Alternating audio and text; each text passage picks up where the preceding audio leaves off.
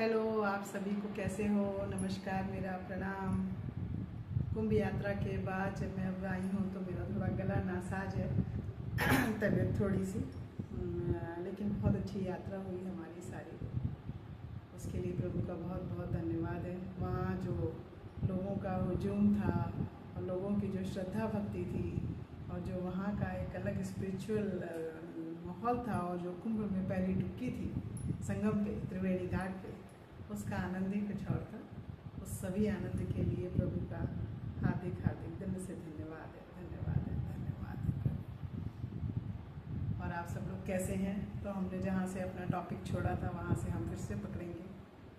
तो हमने बात की थी कि हमें अच्छे सपने देखने चाहिए पहले, जिन सपनों को पूरा करने के लिए हम आगे कदम उठाते हैं। अब उन सपनों को पूरा करने के लिए हम आगे जब कदम उठाते हैं तो वहाँ से लॉ ऑफ अट्रैक्शन शुरुआत हो जाती है। लॉ ऑफ अट्रैक्शन तो वहीं से शुरू हो जाता है जहाँ से हम सपने देखते हैं।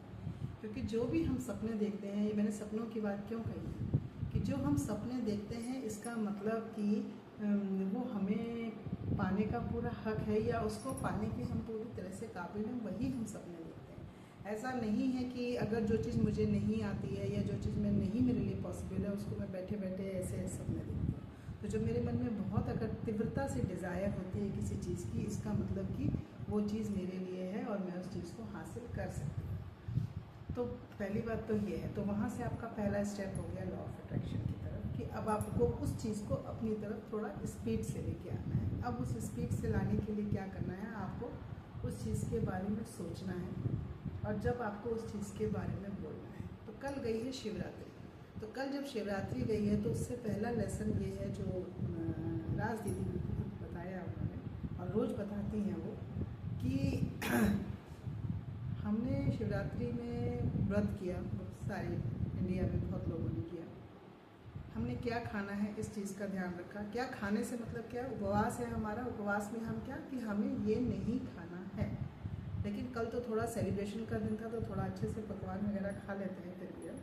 लेकिन फिर भी उपवास का मतलब ये है कि हमारा ध्यान रहता है कि हमें ये नहीं खाना, ये खाना है, ये नहीं खाना, ये खाना है। लेकिन क्या हम जो खाते हैं, जिसका हम व्रत में रिलीजियस पॉइंट ऑफ व्यू से हम जिसका इतना ध्यान रखते हैं कि हमारा वो व्रत ना टूटे, उतना ही ध्यान क्या हम इसमें रखते हैं कि हमारे मुंह से क्या बाहर निकल रहा है, हमारे मुंह से क्या अंदर जा रहा है, ये हम ध्यान रखते हैं। लेकिन हमारे मुंह से क्या बाहर जा रहा है, इसका हम क्या ध्यान रखते हैं। इसका अगर हम इतनी जागरूकता अपने मन में ले आएँ, इतनी अवेयरनेस ले आएँ कि हमारे मुंह से क्या जा रहा है, हमारे इस चेहरे पे क्या एक्सप्रेशन आ रहा है, हम अपने भाव से, अपने विचारों से, अपने शब्दों से, अपने कर्मों से क्या बाहर दे रहे हैं। आप सोचो कितना सिंपल है लॉ ऑफ अट्रैक्शन को समझना कि जब हम अपने भावों से, अपने विचारों से, अपने दिल की भावनाओं से, अपने शब्दों से, अपने हाथ के कर्मों से हम क्या बाहर दे रहे हैं, प्रकृति में, ब्रह्मांड में हम क्या दे रहे हैं, वही हमें बढ़ चढ़ के वापस मिलता है। तो बस आप इतना सा समझ लो कि आप क्या दे रहे हो जो आपको बढ़ चढ़ के वापस मिलेगा। अगर जो आपके सपने हैं उससे आपका कहना, आपकी वाणी मैच करती है तो आपके पास वो चीज़ें आने से कोई नहीं रोक सकता।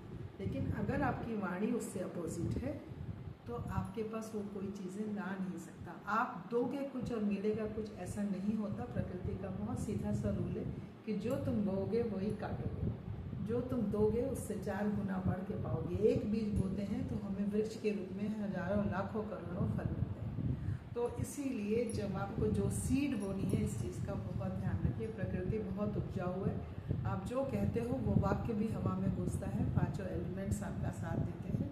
इसीलिए बहुत ही केयरफुल रहिए कि आप क्या बोल रहे हैं। हमेशा बात करिए प्यार की, सम्मान की, रिश्तों की, स्वास्थ्य की, उत्साहवर्धक, सेहत की, प्यार की प्रचुरता मात्रा में, और आप अपने जीवन में वही प्रचुरता फील करेंगे। धन्यवाद। आज के लिए बस इतना।